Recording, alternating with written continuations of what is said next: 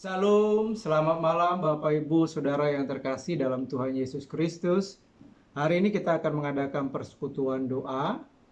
Sebelumnya selalu yang ingin saya tanyakan kepada Bapak Ibu Saudara sekalian adalah apa kabarnya, dan selalu yang menjadi harapan saya dan di dalam doa-doa saya, baik keluarga maupun secara pribadi, setiap umat Tuhan dalam keadaan yang sehat, ya, dalam keadaan yang baik-baik saja, baik sehat secara iman maupun sehat secara imun.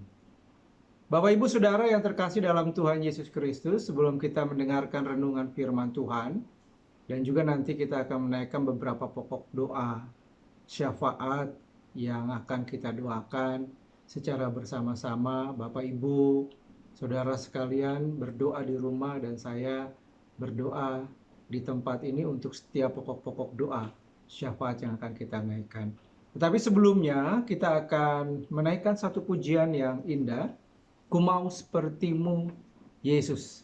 Ya, inilah tujuan utama kita, ya, bukan hanya ke surga, itu yang menjadi tujuan utama, tetapi ketika kita ada di dalam dunia, kita berdoa, kita baca firman Tuhan, kita mendengarkan firman Tuhan, ya, tujuannya adalah supaya hidup kita semakin hari diperbaharui, semakin menjadi serupa dengan Kristus, ya, seperti bejana yang siap dibentuk. Kita akan naikkan pujian ini bersama-sama, ya. Bagaikan bejana siap dibentuk, demikian hidupku di tanganmu, dengan urapan kuasa rohmu, ku dibaharui selalu. Jadikan ku Allah dalam rumahmu, inilah hidupku di tanganmu, bentuklah seturut kehendakmu, pakailah sesuai rencanamu. Ku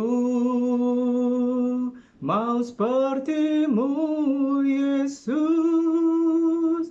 disempurnakan selalu dalam segenap jalanku, memuliakan namamu. Ku mau sepertimu Yesus, disempurnakan selalu dalam segenap jalanku, memuliakan namamu,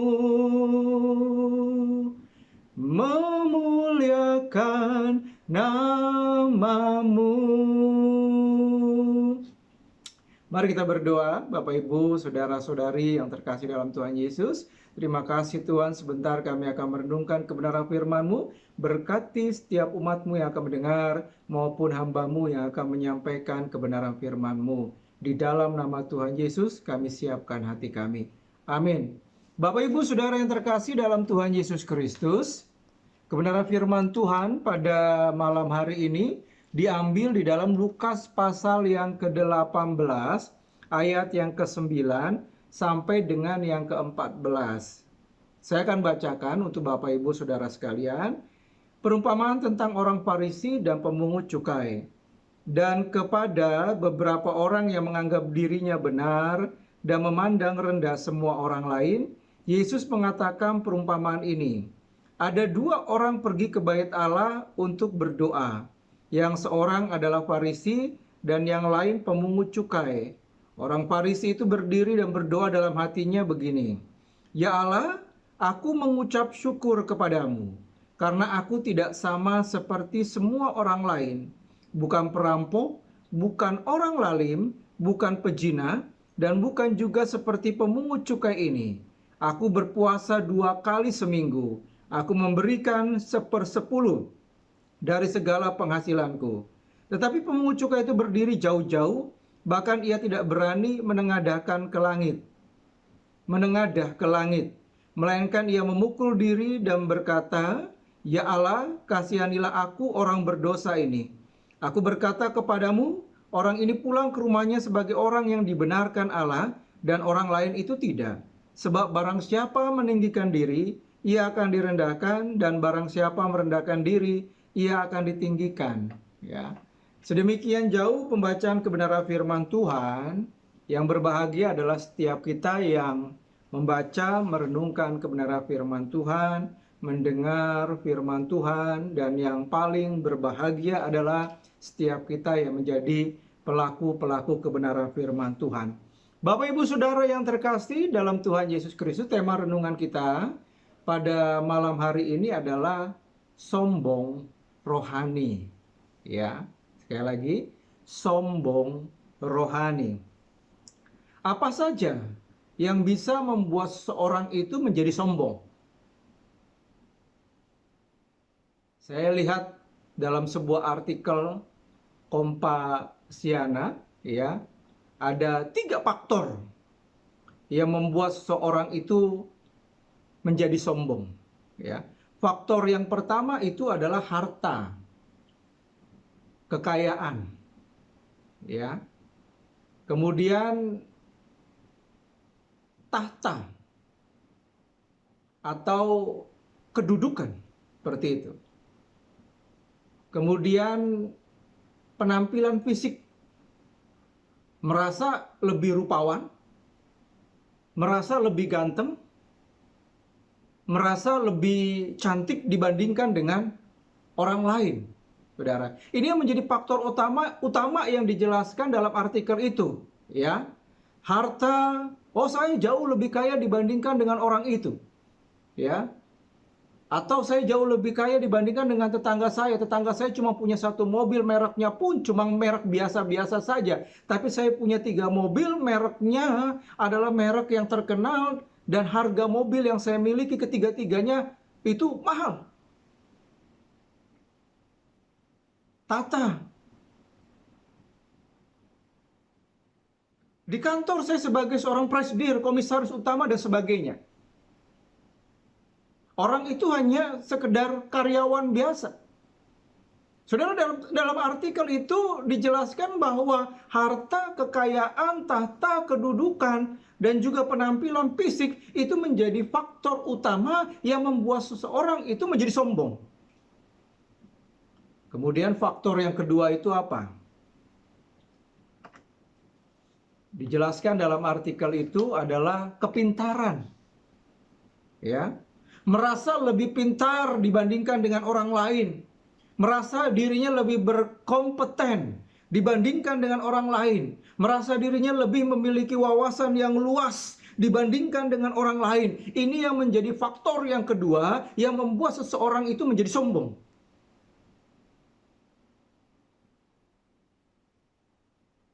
Faktor yang ketiga apa?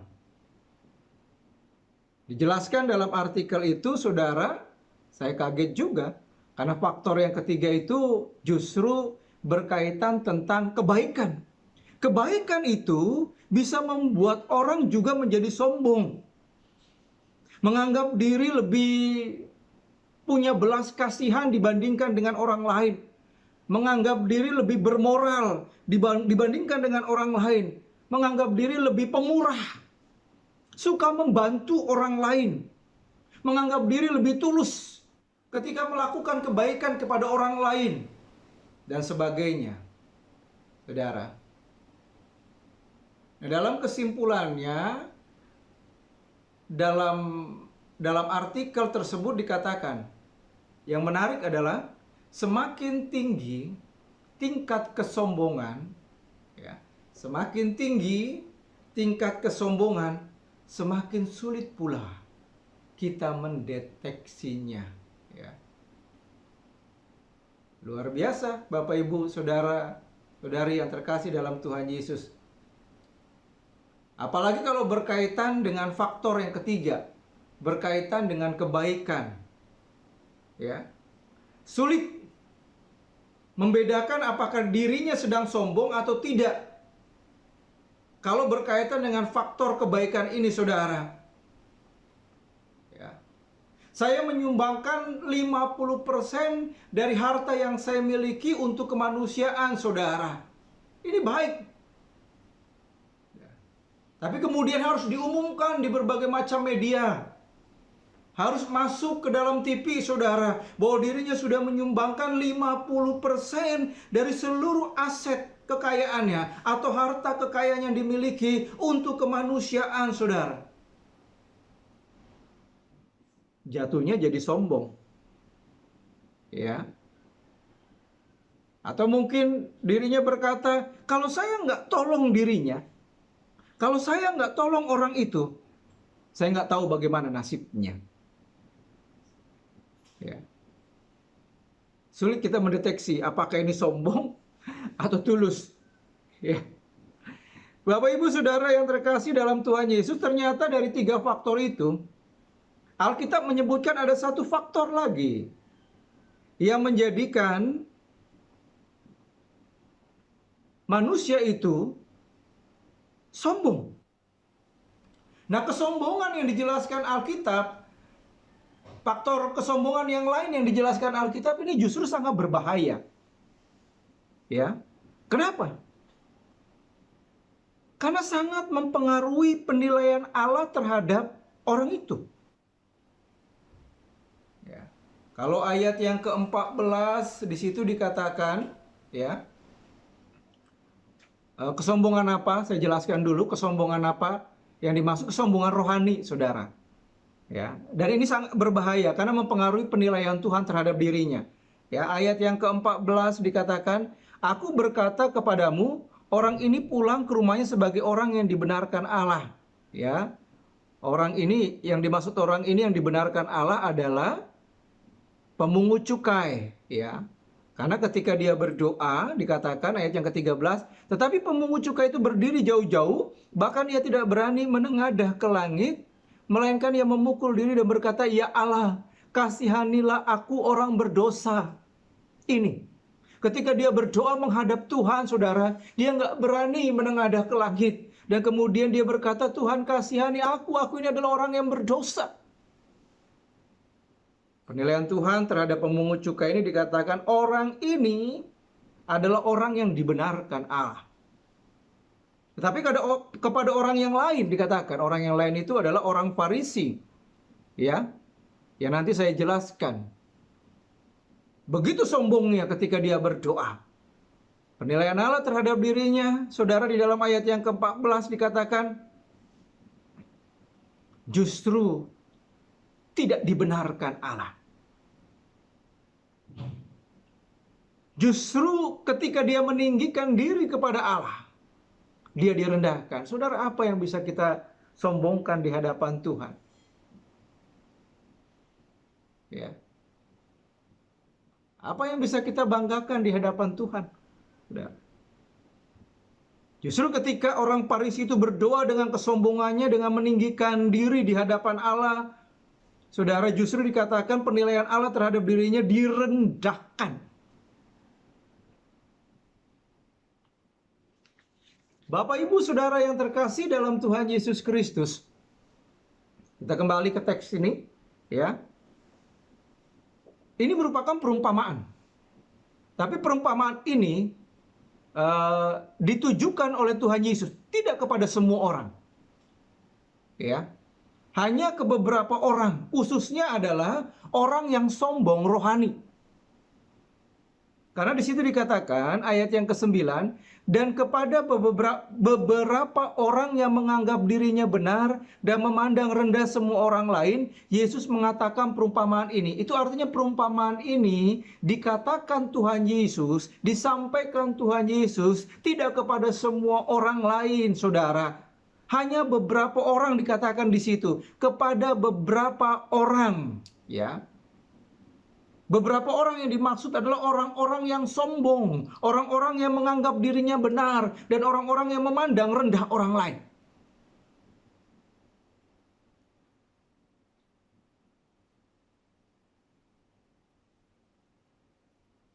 Saudara, apakah bagian ini juga ditujukan kepada kita? Masing-masing kita introspeksi diri. Apakah bagian ini, perumpamaan ini ditujukan Tuhan Yesus kepada kita? Kalau iya, berarti kita adalah orang yang sombong rohani. Ya. Nah, coba kita lihat. Kita evaluasi diri, apakah kita benar adalah orang yang sombong rohani atau tidak?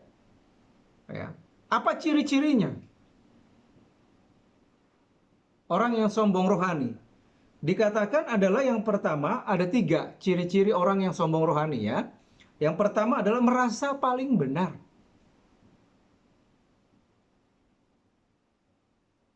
Saya yang paling benar, Anda yang salah.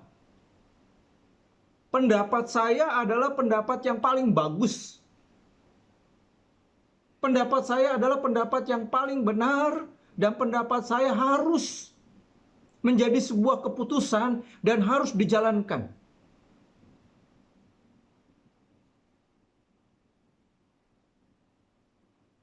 Saudara, dikatakan di situ di dalam ayat yang ke-9a, dan kepada beberapa orang yang menganggap dirinya benar. Menganggap dirinya, menurut dirinya benar. Tetapi apakah menurut Tuhan Yesus benar? Belum tentu.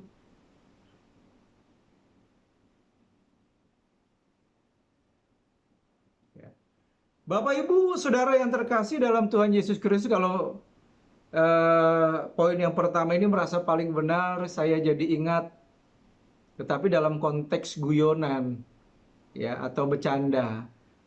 Pada waktu itu saya dipilih untuk menjadi ketua asrama di kampus di Yogyakarta, saudara. Ada 16 yang ada di asrama itu, 16 mahasiswa yang ada di asrama itu. Hari pertama kemudian kita kumpul, kemudian saya bilang kepada mereka, saya hanya punya 2 peraturan buat kalian. Ya. Peraturan yang pertama, ketua selalu benar, nggak bisa salah. Peraturan nomor 2, kalau ketua salah, ingat peraturan nomor 1. Artinya ketua tetap benar dan nggak pernah salah. Kemudian saya bilang bercanda sama mahasiswa-mahasiswa yang lain. Kemudian mereka akhirnya tertawa. Ya, Bapak, Ibu, Saudara yang terkasih dalam Tuhan Yesus Kristus, kita sering mendengar di dalam Alkitab ahli Taurat, orang-orang Saduki, dan orang-orang Farisi. Ya, dan dalam catatan Alkitab, ketiga golongan ini selalu bertentangan dengan Tuhan Yesus, dan bahkan Tuhan Yesus sering mengecam mereka sebagai orang-orang yang munafik. Ya.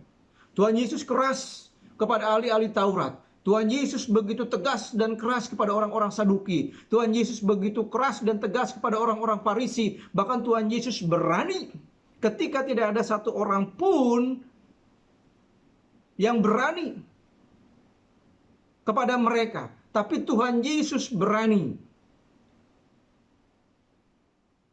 Ya. Dengan lantang Tuhan Yesus seringkali di dalam Alkitab mengecam mereka. Dan Tuhan Yesus mengatakan orang-orang munafik.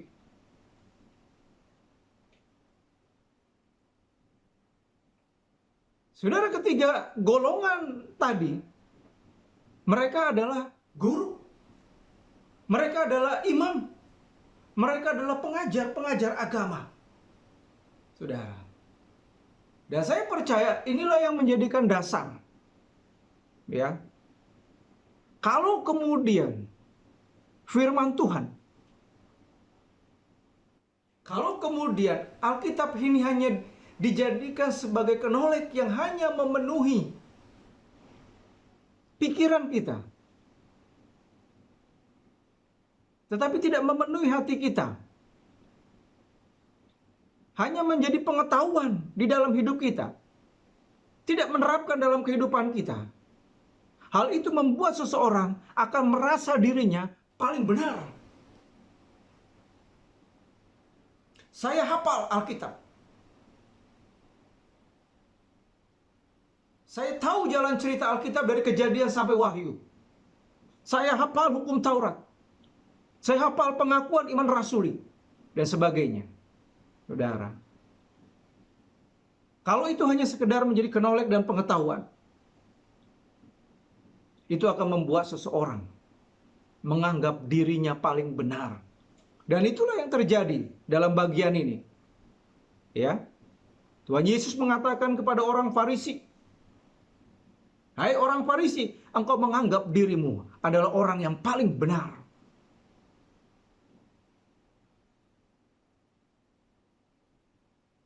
Bapak Ibu Saudara yang terkasih dalam Tuhan Yesus Kristus, ciri orang yang sombong rohani yang kedua adalah memandang rendah orang lain. Itu bisa dilihat di dalam ayat 9b. Dikatakan, dan kepada beberapa orang yang menganggap dirinya benar dan memandang rendah semua orang lain. Ya. Kepada siapapun orang Farisi selalu menganggap rendah. Engkau nggak sebanding dengan diriku. Engkau nggak selevel dengan diriku.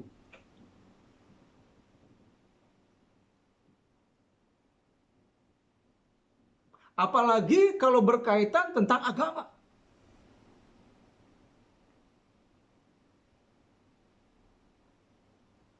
Engkau nggak selevel. Mau debat apa? Ayo. Aku menguasai. Kalau debat teologi pasti engkau kalah. Karena engkau nggak sebanding dengan diriku.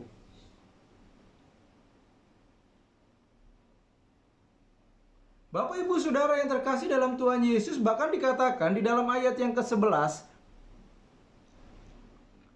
orang Farisi itu berdiri dan berdoa dalam hatinya begini, "Ya Allah, aku mengucap syukur kepadamu karena aku tidak sama seperti semua orang lain." Wow, luar biasa. Ya. Aku tidak sama seperti semua orang lain. Aku berbeda. Bayangin Bapak Ibu Saudara yang terkasih dalam Tuhan Yesus. Itu diucapkan dalam hatinya ketika dia pergi ke bait Allah, ketika dia pergi ke gereja, dan bahkan itu diucapkan sebagai isi doanya kepada Tuhan. Sudah. Masih bisa kemudian dia membandingkan dirinya dengan orang lain dan berkata, "Aku tidak sama seperti semua orang lain. Aku berbeda. Berbeda kelas." Maka di situ dikatakan dalam isi doanya, dalam hatinya saudara, dia memandang orang lain, membandingkan dirinya dengan orang lain. "Aku bukan perampok," di situ dikatakan. "Aku bukan orang lalim, aku bukan pezina, dan juga bukan seperti pemungut cukai." Saudara, yang pergi ke bait Allah dalam perumpamaan itu adalah orang Farisi dan pemungut cukai, saudara. Dalam hatinya kemudian, dalam doanya, saudara, sambil kemudian melihat pemungut cukai dan dirinya membandingkan dengan pemungut cukai, dia berkata dalam doanya kepada Tuhan, "Aku bukan seperti dia, pemungut cukai, orang yang berdosa." Kita tahu bahwa pemungut cukai dalam zaman itu adalah disebut sebagai orang yang berdosa. Ya. Bapak Ibu Saudara yang terkasih dalam Tuhan Yesus Kristus, apakah doa seperti ini dibenarkan Tuhan? Enggak. Ya. Doa meninggikan diri. Ya. Oh, saya enggak sama Tuhan. Dalam doa kita seringkali berkata, Tuhan, saya beda dengan si A. Kita bandingkan dengan saudara seiman kita di gereja. Dengan si B kita sebutkan namanya. Kalau saya nggak pernah bergosip, si A Tuhan masih suka bergosip. Bayangkan itu dalam doa pada Tuhan. Ya. Masih bisa menggosipkan orang lain. Bapak Ibu Saudara yang terkasih dalam Tuhan Yesus, beda sekali dengan Rasul Paulus. Bahkan dengan Tuhan Yesus ketika berdoa dalam Yohanes pasal 17, dia nggak berdoa untuk dirinya sendiri, tapi berdoa untuk setiap orang yang percaya kepadanya. Ya. Rasul Paulus juga selalu berkata kepada jemaat Filipi, kepada jemaat yang ada di Efesus dalam surat-suratnya, aku berdoa meskipun dia di penjara, Rasul Paulus tetap mendoakan, biarlah ada kemajuan Injil, biarlah imanmu semakin bertumbuh dalam Tuhan, biarlah engkau sehat, baik sehat secara iman maupun sehat secara imun, doa-doa yang baik untuk orang lain. Berdoa itu betul, bukan hanya untuk diri sendiri, tapi berdoa untuk orang lain. Tapi bukan untuk membanding-bandingkan dengan orang lain, tapi berdoa kita ingat, teman seiman kita di gereja sedang sakit. Sakit apa mungkin, kita ingat, kita bawa kepada Tuhan. Sebutkan namanya, Tuhan tolong, kuasamu menjamah, memulihkan. Itu yang seharusnya. Ya.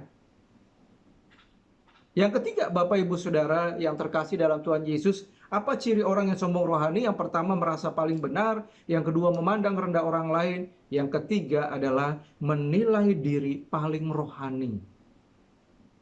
Sok suci.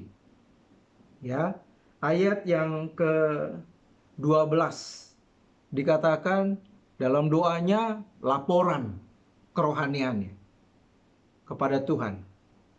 Ya, Tuhan, aku berpuasa 2 kali seminggu. Aku puasa Senin Kamis. Kalau enggak aku puasa Selasa Jumat. Kalau enggak aku berpuasa Rabu Sabtu. Pokoknya dalam seminggu Tuhan, aku berpuasa sebanyak 2 kali. Ya. Bahkan kemudian ada laporan lagi dirinya dalam doanya kepada Tuhan.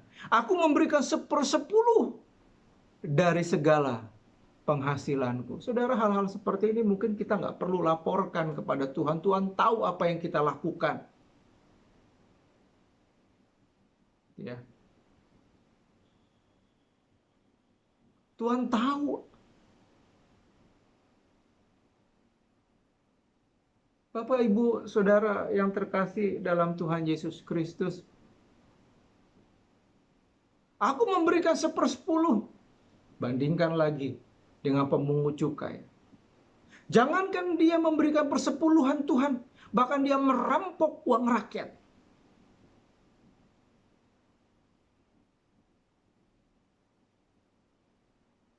Seharusnya pajak yang dibayarkan rakyat sekian, tetapi kemudian ditambahkan jumlahnya oleh si pemungut cukai.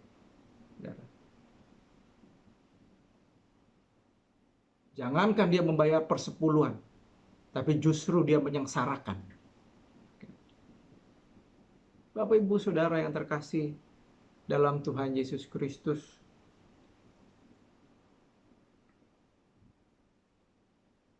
biarlah Tuhan yang tahu kerohanian kita. Nggak usah kita merasa sombong rohani dan sok suci. Ya. Gitu. Bapak, Ibu, Saudara yang terkasih, kesimpulannya bagi kita bagian ini, sebenarnya dalam Lukas banyak perumpamaan-perumpamaan. Ya, bagian ini masuk dalam perumpamaan tentang kedatangan kerajaan Allah. Ya, kalau kita lihat di dalam Lukas pasal 17 ayat 20 sampai dengan yang ke-37 itu berkaitan tentang kedatangan kerajaan Allah. Ya. Siapa yang bisa masuk ke dalam kerajaan Allah? Tuhan Yesus memberikan perumpamaan. Perumpamaan sebelumnya berkaitan tentang hakim yang tak benar. Ya. Orang yang bisa masuk ke dalam kerajaan Allah adalah orang yang tidak jemu-jemu dalam berdoa. Dikatakan ayat yang ke-7, Lukas pasal 18 ayat yang ke-7. Tidakkah Allah akan benarkan orang-orang pilihannya yang siang malam berseru kepadanya? Yang siang malam mencari Allah, yang siang malam berseru kepada Allah. Orang-orang seperti inilah yang akan masuk dalam kerajaan Allah. Dan kemudian dalam bagian ini, saudara, ya, itulah sebabnya Paulus sangat takut, saudara. Dia selalu mengevaluasi dirinya. Jangan sampai ketika aku sudah menginjili dan banyak orang yang kemudian bertobat menerima Yesus, tapi aku sendiri yang akhirnya ditolak. Tidak masuk ke dalam kerajaan Allah, tidak masuk ke dalam surga, saudara. Ya, jangan sampai apa yang kita lakukan, kesetiaan kita kepada Tuhan dikamiri dengan kesombongan yang membuat kita direndahkan dan tidak dibenarkan oleh Tuhan, dan sampai masuk ke dalam kerajaan Allah. Ya, Tuhan tidak suka dengan orang-orang yang sombong rohani. Ya, sebabnya rendahkan hatimu di hadapan Tuhan, merendahkan diri di hadapan Tuhan, ya, tetap setia, gitu. Ya. Dan ketika kita merendahkan hati, merendahkan diri dalam spiritual kita kepada Tuhan, kita akan menjadi serupa dengan Kristus seperti pujian tadi yang sudah saya naikkan. Kita menyiapkan diri kita menjadi bencana untuk dibentuk oleh Tuhan Yesus. Amin. Mari kita berdoa. Terima kasih Tuhan, kami bersyukur kami sudah mendengarkan kebenaran firman-Mu, belajar tentang berbagai macam kesombongan, terutama tentang kesombongan rohani. Ampuni atas setiap dosa dan kesalahan Tuhan, kalau apa yang kami lakukan Tuhan sepertinya untuk Tuhan, tapi ternyata untuk ego, untuk kesombongan kami, untuk harga diri kami ya Bapa. Ampuni kami Tuhan. Terima kasih untuk kebenaran firman-Mu yang sudah disampaikan pada malam hari ini, menjadikan kami jauh lebih baik dari hari ke hari. Terpujilah nama Tuhan Yesus. Amin. Bapak Ibu Saudara yang terkasih, kita akan menaikkan pokok-pokok doa syafaat kita. Saya akan sampaikan. Pertama, tetap berdoa untuk pemerintah dalam mengambil kebijaksanaan dalam menangani pandemi ini, ya, pandemi atau COVID-19 ini. Berbagai langkah sudah dilakukan, PSBB dan sebagainya, supaya melalui setiap kebijaksanaan yang diambil oleh pemerintah, itu pandemi ini cepat berlalu. Ya, kita berdoa juga untuk para medis, tim medis, berdoa berikan kekuatan kepada mereka. Kita tahu bahwa mereka harus terus berjuang untuk menyembuhkan, ya, menjadi alat yang dipakai Tuhan untuk menyembuhkan setiap pasien yang positif virus COVID-19 dan juga penyakit-penyakit yang lainnya. Berdoa untuk APD, ya, berdoa untuk masker, berdoa untuk keluarga mereka, ya, berdoa untuk kesehatan mereka, ya, berdoa juga untuk alat-alat medis, obat-obatan supaya semuanya tercukupi. Kita berdoa juga untuk perekonomian bangsa, negara dan kota kita, karena selalu saya katakan, Alkitab mengatakan bahwa kesejahteraan kota bangsa itu akan mempengaruhi kesejahteraan kita. Itulah sebabnya Alkitab mengatakan dukung terus dan berdoa untuk bangsa, negara dan juga kota kita, terutama untuk ekonomi, ya, supaya tidak terpuruk dalam masa-masa pandemi ini. Dan kita berdoa juga untuk jemaat khusus GKPI Bajem Gria Permata, doakan ekonomi, ya. Saya percaya semua juga terimbas akan hal ini. Kita berdoa juga pemeliharaan Tuhan tetap memelihara kehidupan Bapak Ibu Saudara sekalian, makan minum tetap dicukupi oleh Tuhan, dan kebutuhan-kebutuhan primer yang lainnya, ya, Tuhan tidak pernah tinggalkan kita. Allah Immanuel pasti akan menyertai kita. Kita berdoa untuk kesehatan, ya, siapapun yang kita tahu jemaat Tuhan yang sedang sakit, bawa dalam doa, ya, doakan supaya Tuhan memulihkan dengan kuasa-Nya, menjamah, ya. ya, orang tua kita yang lanjut usia, kita doakan pendidikan anak-anak kita melalui online, ya, bekerja di rumah, belajar di rumah, dan ibadah di rumah. Yang terakhir, yang keempat, kita berdoa secara khusus untuk kesehatan iman kita. Di tengah-tengah masa pandemi ini kita nggak bisa ibadah di gereja, tapi biarlah ini juga menjadi pelajaran bagi kita untuk kita tetap setia ibadah di rumah, baik secara pribadi maupun dengan keluarga. Ya, kita berdoa banyak terjadi pemulihan keluarga di tengah-tengah masa pandemi ini, karena banyak waktu ya dengan keluarga, pemulihan orang tua dengan anak, pasangan hidup, dan sebagainya. Bapak Ibu, ini pokok-pokok doa yang kita naikkan ya, dan doakan di rumah masing-masing ya, terlebih dalam masa-masa menyambut Pentakosta ya, pencurahan Roh Kudus. Doa sebenarnya ada doa 10 hari. Kita doakan ini setiap hari ya. Bapak Ibu punya waktu kapan, doakan terus pokok-pokok doa ini ya. Dan saya akan mengakhiri dalam doa. Terima kasih Tuhan, setiap pokok-pokok doa Hamba percaya dinaikkan oleh setiap umat-Mu dari rumah masing-masing Tuhan. Untuk bangsa, negara, berkati, tolong mengambil kebijaksanaan yang tepat menangani pandemi ini. Berdoa untuk tim medis, berikan kesehatan, berikan kekuatan kepada mereka, perlengkapan untuk medis dicukupkan oleh Tuhan. Berdoa untuk ekonomi, biarlah tidak tetap kuat ya Bapak, ekonomi bangsa dan negara dan kota kami. Itu akan mempengaruhi kesejahteraan kami. Berdoa untuk setiap umat Tuhan yang sakit dijamah dipulihkan oleh karena kuasa Tuhan. Biarlah ekonomi mereka boleh baik Tuhan. Tuhan pasti akan memelihara makan minum mereka. Tuhan akan cukupkan ya Bapa. Para orang tua kami Tuhan Kau berkati, memberikan kesehatan kepada mereka. Terima kasih Tuhan. Kami berdoa supaya ada pemulihan di tengah-tengah masa pandemi. Bekerja di rumah, belajar di rumah, ibadah di rumah membuat kami Tuhan satu dengan yang lainnya, keluarga inti Tuhan boleh semakin dekat Tuhan, menjadi keluarga yang dekat dengan Tuhan. Ada mesbah keluarga yang terus dibangun setiap hari kepada Tuhan. Terima kasih, kami bersyukur Tuhan. Inilah doa kami dan kami akhiri ibadah kami di dalam nama Tuhan Yesus. Kami telah berdoa dan mengucap syukur kepadamu. Amin. Bapak Ibu Saudara yang terkasih dalam Tuhan Yesus, demikian ibadah persekutuan doa kita pada malam hari ini. Biarlah renungan firman Tuhan menjadi berkat bagi kita dan kita terus bertumbuh dalam kesehatan iman yang prima. Dalam nama Tuhan Yesus. Ya, shalom. Amin.